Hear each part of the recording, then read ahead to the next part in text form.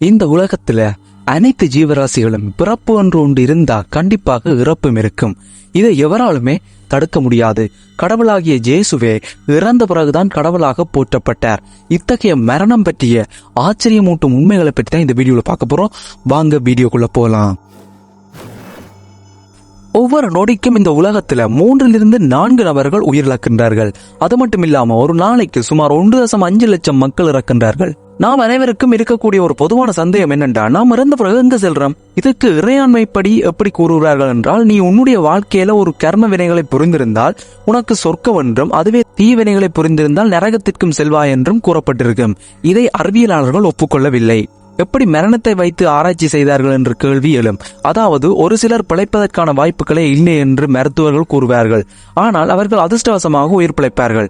இப்படி உயிர் பெற்ற மக்களை வைத்து ஆராய்ச்சியாளர்கள் ஒரு சில ஆய்வுகளை மேற்கொண்டிருக்கிறார். அதில் அந்த மனிதர்கள் கூறுவது என்னென்றா, தான் முதலில் வெள்ளையாக மேகம் போன்றதொரு இடத்தை கண்டேன், அந்த இடம் மிகவும் வித்தியாசமாக இருந்தது என்றும் குறிப்பிடுகிறார்கள். இதை தவிர அறிவியல் அறிஞர்கள் வேறொன்றையும் கண்டறியவில்லை. பெரும்பாலான மக்கள் எப்படி நம்புகிறார்கள் என்றா, நம் உடலில் உள்ள ஆத்மா உடலை விட்டு பிரியும் நிகழ்வே இறப்பு என்று நம்பப்படுது. இந்த ஆத்மாவுக்கு அழிவே இல்லை என்றும் கூறப்படுது. இப்படி இறந்த பிறகு உடலை விட்டு வெளியே வரக்கூடிய ஆத்மாவானது மற்றொரு உடலுக்கு செல்லும். இதைத்தான் மறுஜென்மம் என்றும் குறிப்பிடுகிறார்கள். புதிய உடலுக்கு செல்லும் ஆத்மாவானது சென்றுவிடும் என்றும், அதன் பிறகு முதல் ஜென்ம நிகழ்வுகளை சிறிது காலத்திலேயே மறந்துவிடும் என்றும் கூறப்படுது. இந்த மறுஜென்மம் இருப்பதை நம்பியதால் எகிப்தியர்கள் உடலை பதப்படுத்தி எகிப்து பிரமிட்டுக்குள் வைத்துள்ளார்கள் என்றும் அனைத்து மக்களாலும் நம்பப்படுது. ஆத்மா என்ற ஒன்று இருக்கா இல்லையா என்றது இன்று வரை எவராலுமே சரியாக குறிப்பிட முடியல. ஆனால் அதை பற்றிய ஆராய்ச்சிகள் நடந்து கொண்டேதான் இருக்குது. இங்கிலாந்து நாட்டை சேர்ந்த மேக் டேகால் என்றவர் இறக்கும் தருவாயில் உள்ள போது 6 மனிதர்களை வைத்து அவர்கள் இறந்த பிறகு அவர்கள் உடம்பில் ஏதேனும் மாற்றங்கள் நிகழ்கின்றதா என்று ஆய்வு செய்திருக்கிறார். அதில் உள்ள 2 உடல்களில் 28 கிராம் எடை குறைந்ததை கண்டறிகிறார். இதுதான் ஆத்மாவின் உடை என்றும் குறிப்பிட்டார்.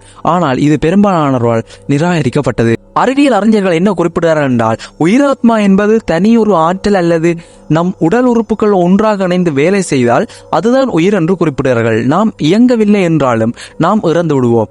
எனவே உயிர் என்றது தனியாக எதுவும் இல்லை என்று கூறப்படுது.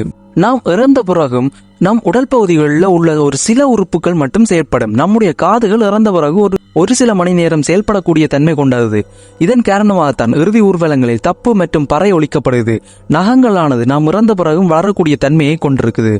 இறப்பு நிகழ்ந்த வீட்டுக்கு 16 நாட்கள் கழித்துத்தான் செல்ல வேண்டும் என்று பெரியார்கள் கூறுவார்கள். இதற்கான காரணம், இறப்பு நிகழ்ந்த வீட்டில் தொற்றுக்கள் கிருமிகள் அதிகமாக காணப்படும்.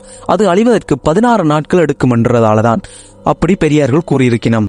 நம்மட உடல்ல வயிற்று பகுதியில் காணப்படுகின்ற ஒரு வேதிப்பொருள், அதாவது ஒரு கெமிக்கல் மான் என்சைம்ஸ். இது நம் உயிருடன் இருக்கும்போது உண்ணக்கூடிய உணவுகளை செரிக்க செய்யும். நாம் இறந்த பிறகு நம் உடல் பகுதியை அது உண்ண ஆரம்பிக்கும்.